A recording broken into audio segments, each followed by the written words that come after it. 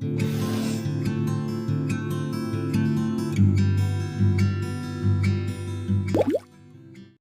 우리가 함께 부른 선한 능력으로라는 찬양은요, 독일의 보네포 목사님의 편지를 찬양으로 만든 곡입니다. 보네포 목사님은 독일 루터교 목사였는데 나치에 저항하다가 히틀러를 암살하는 단체를 돕다가 비밀 경찰에게 체포돼서 감옥으로 끌려갔고요. 1944년 12월에 약혼녀에게 이 편지를 썼습니다. 그래서 이 편지의 그 끝에 이 시를 적었는데요. 이 시의 시작이 이렇습니다. 선한 능력에 고요히 둘러싸여 보호받고 위로받는 이 놀라움 속에 그대들과 함께 오늘을 살기 원하고 또한 그대들과 함께 새로운 한 해를 맞이하고 싶습니다. 로 시작해서요. 끝은 이렇게 끝납니다. 선한 능력으로 놀랍도록 보호받고 있기에 의연하게 다가올 일들을 기대합니다. 주님께서는 밤에도 낮에도 우리 곁에 계시며 다가올 모든 새로운 날에 함께 하십니다. 라고 시가 마무리됩니다. 그래서 이 편지는 보네포 목사님이 쓴 마지막 글이라고 하고요. 2차 세계대전의 종전을 얼마 남기지 않은 1945년 4월에 이분이 처형되어서 39살의 나이에 죽었습니다. 참 아깝기도 하고 안타깝고 또 가슴 아픈 일이죠. 이렇게 보네포 목사님은 신앙의 양심을 따라 살다가 믿음을 지키며 죽었습니다. 믿음을 위해 죽는다는 것에 대해서 여러분은 어떻게 생각하십니까? 이게 가능한 일인가요? 아니, 어떻게 이 사람은 이렇게 믿음을 지키다가 신앙 양심을 따라 살다가 이렇게 하나님 나라에 갈 수 있었을까요? 오늘은 기독교 첫 순교자였던 스테반 집사님의 순교에 대해서 먼저 알아보고요. 우리들은 지금 종교의 자유가 있는 나라에 살고 있잖아요. 그래서 우리에게 순교라는 말은 참 마음에 와닿지 않는 단어입니다. 우리와는 좀 상관없는 저 멀리 해외에서 선교하는 선교사님들의 이야기이고 우리하고는 순교는 별로 상관이 없을 것 같아요. 그래서 오늘날 우리에게 순교라는 말이 순교가 어떤 의미가 있는지 생각해보는 시간을 갖고자 합니다. 스테반 집사님은 외국에서 태어났지만 이스라엘로 돌아온 헬라파 유대인이었습니다. 스테반 집사님은 성령과 지혜가 충만하여서 초대교회에서 7집사를 세웠는데 그 중에 한 명이었습니다.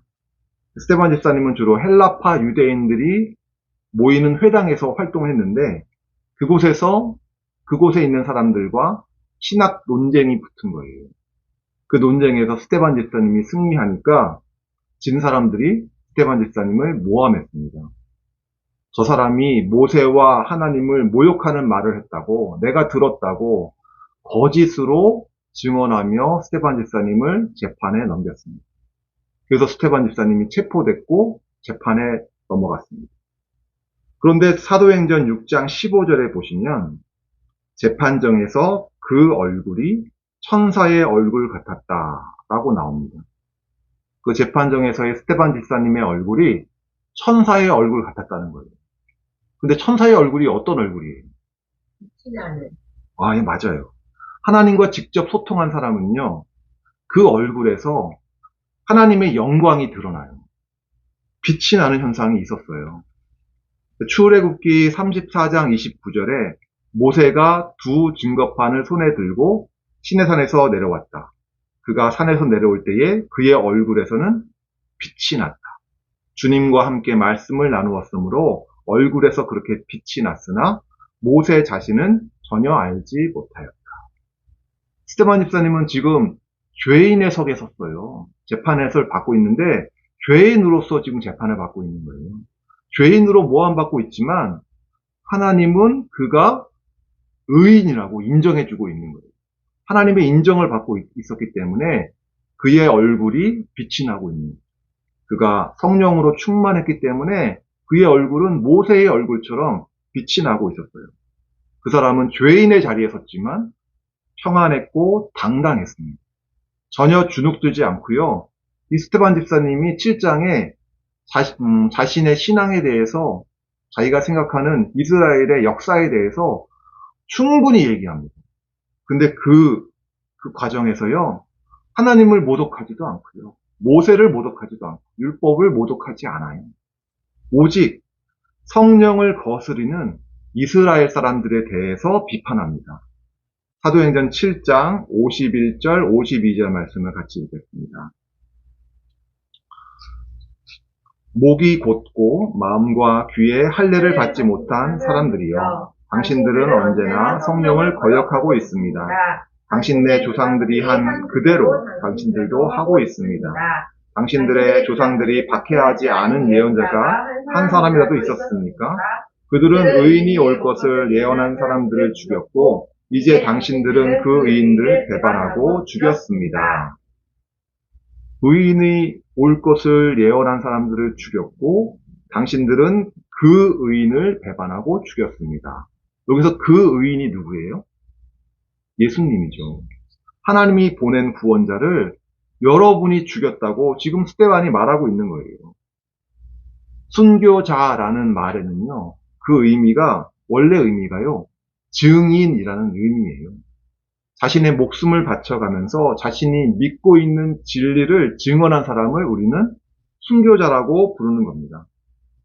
로마서 10장 10절을 이렇게 말합니다. 사람은 마음으로 믿어서 의에 이르고 입으로 고백해서 구원에 이르게 됩니다. 우리가 잘 알고 있는 말씀이죠. 우리가 믿고 입으로 고백하면 구원을 얻는다. 근데 이 말씀에서 우리가 생각해 볼 부분이 있어요. 우리는 우리에게 우호적인 환경에서 뿐만 아니라 스데반 집사님처럼 적대적인 환경에서도 우리는 우리의 믿음을 고백해야 된다는 거예요. 내가 예수를 믿는다고 입으로 고백한다는 건요, 순교할 각오를 하고 적대적인 환경에서도 내가 그 믿음을 고백한다는 것을 의미하는 거예요. 스데반 집사님은 지금 적대적인 환경에서도 그의 믿음을 고백하고 있었습니다. 스데반의 말을 듣고 사람들의 반응은 어땠나요? 사람들은요, 자신의 잘못을 꼬집는 거, 비판하는 거를 좋아하지 않습니다. 53절이에요. 그들은 이 말을 듣고 격분해서 스데반에게 이를 갈았다. 마음에 찔림이 있었지만 그들은 스데반의 말을 듣지 않는 거예요. 격분해서 오히려 스데반을 죽이려고 합니다. 그때 스데반의 영안이 열렸습니다. 55절 같이 읽겠습니다. 그런데 스데반이 성령이 충만하여 하늘을 쳐다보니 하나님의 영광이 보이고 예수께서 하나님의 오른쪽에 서 계신 것이 보였다. 스데반의 영안이 열리니까요, 스데반은 지금 자신이 인간의 법정이 아니라 하나님의 보좌 앞에 서 있는 자신을 발견한 겁니다. 이게 무슨 의미예요? 스데반은 지금 인간 재판관의 앞에서 재판을 받는 게 아니라 하나님 앞에서 지금 재판받고 있는 거예요. 하나님의 나라가 그곳에 이미 임해 있는데 아무도 알지 못해요. 오직 스데반의 눈에만 하나님의 나라가 임한 것이 보이는 거예요. 하나님이 이렇게 스데반의 영안을 열어주신 이유는요, 유대인들이 예수님을 거절하고 예수님을 죽였지만 십자가에서 죽으시고 부활하신 예수님이 지금 성부 하나님 우편에 서 계시다는 거예요. 먼 훗날에 예수님이 통치하시는 게 아니라 지금 예수님이 영광스러운 모습으로 세상을 통치하고 있다는 것을 스데반에게 생생하게 지금 영안을 열어서 보여주고 있는 거예요. 핍박의 순간에 스데반이 믿음을 잃지 않도록 하나님이 그분의 선한 능력으로 스데반 집사님을 붙들어주고 계신 겁니다. 그것을 보고 스데반이 외칩니다. 56절. 그래서 그는 보십시오. 하늘이 열려 있고 하나님이 우편에 오른쪽에 인자가 서 계신 것이 보입니다. 라고 말하였다. 하지만 사람들은 듣지 않습니다. 귀를 막고 스데반을 끌고 나가서 죽여버립니다. 59, 60절입니다. 사람들이 스데반을 돌로 칠 때에 스데반은 주 예수님 내 영혼을 받아주십시오 하고 부르짖었다.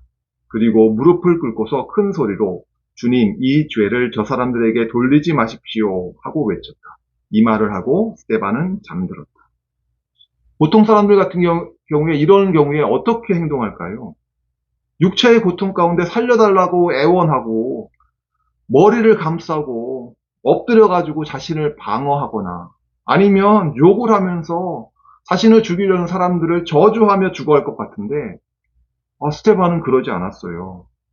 주님 내 영혼을 받아주십시오.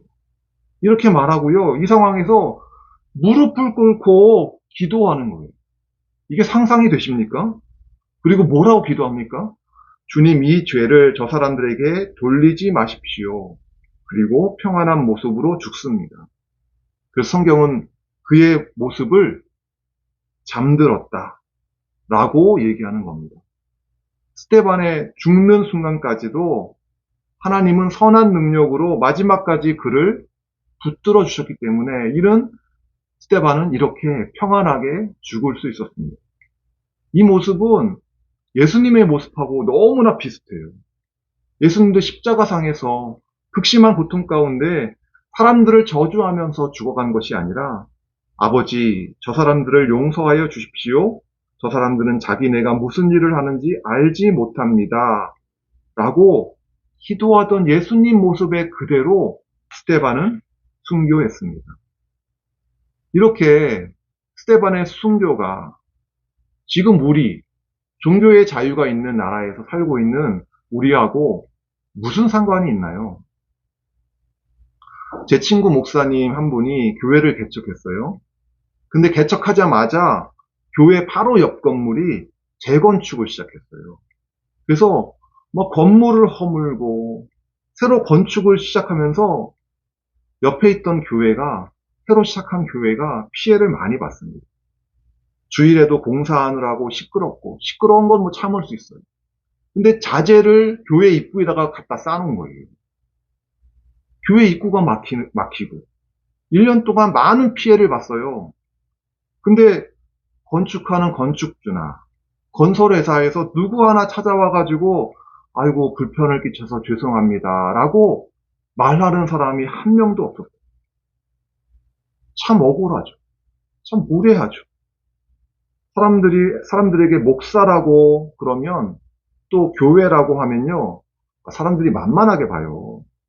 사람들이 무시를 하고 또 그 이유로 목사라는 이유로 불이익을 받고 교회라는 이유로 손해를 보는 경우가 있어요. 있습니다. 그럼에도 불구하고 우리는 맞서 싸우지 않고 참고 인내해야 되는 겁니다. 우리는 예수님과 스데반이 보여준 그 본을 따라서 살아가는 거예요. 어쩔 때는 피해를 감수하면서 살아요. 피해를 받으면서 가해를 당한 사람을 위해서 기도해야 되고요. 또 어떤 때는 피해를 당하면서도 적극적으로 그 사람들을 도와줘야 돼요. 섬겨야 돼요. 건축 때문에 시끄럽더라도 날씨가 더우면 내 아이스 커피 만들어가지고 나가서 웃으면서 고생 많으시다. 인사를 해야 하는 거예요. 또 교회 화장실을 마음껏 쓰시라고 내주면서 우리에게 어쩌면 무례하게 행동하는 그 사람들을 섬기는 게 우리가 해야 하는 일이에요.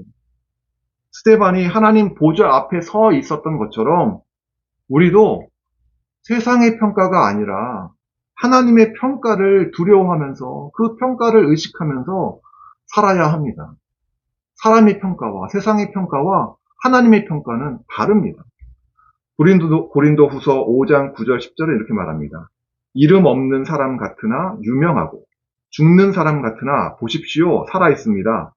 징벌을 받는 사람 같으나 죽임을 당하는 데까지 이르지 않고 근심하는 사람 같으나 항상 기뻐하고 가난한 사람 같으나 많은 사람을 부요하게 하고 아무것도 가지지 않은 사람 같으나 모든 것을 가진 사람입니다.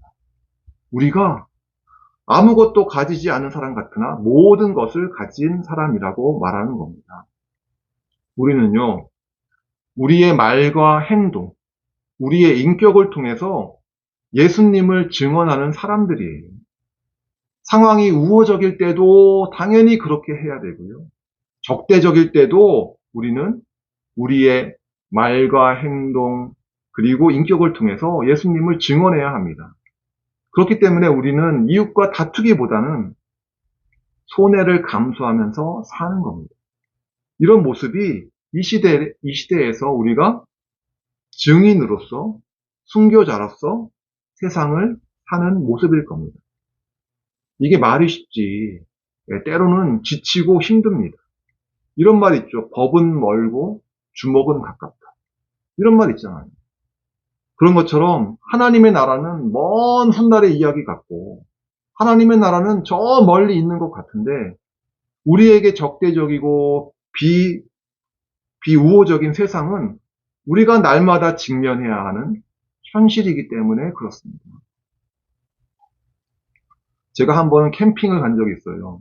캠핑 가서 밤하늘을 보니까요, 밤에 별들이 엄청 많은 거예요. 전 그렇게 많은 별들을 본 적이 없었던 것 같아요. 근데 그 다음 날에는요, 날씨가 흐리더니 구름이 많이 껴서 그 다음날 밤에는 별이 하나도 안 보이는 거예요. 그 많던 별이 하나도 안 보여요.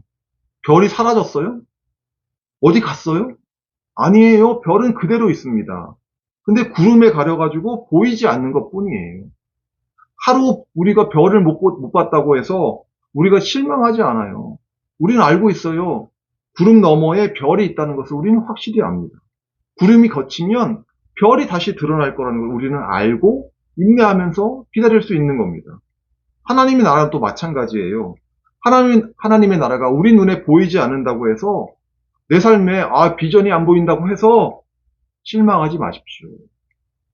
보이지 않아도 하나님의 나라는 존재합니다.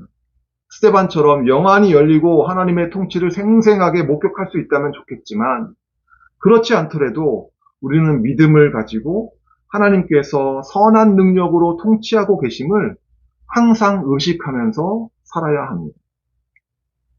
제가 아까 읽어드린 감옥에서의 보네포 목사님의 편지의 마지막 부분을 읽고 설교를 마무리하겠습니다.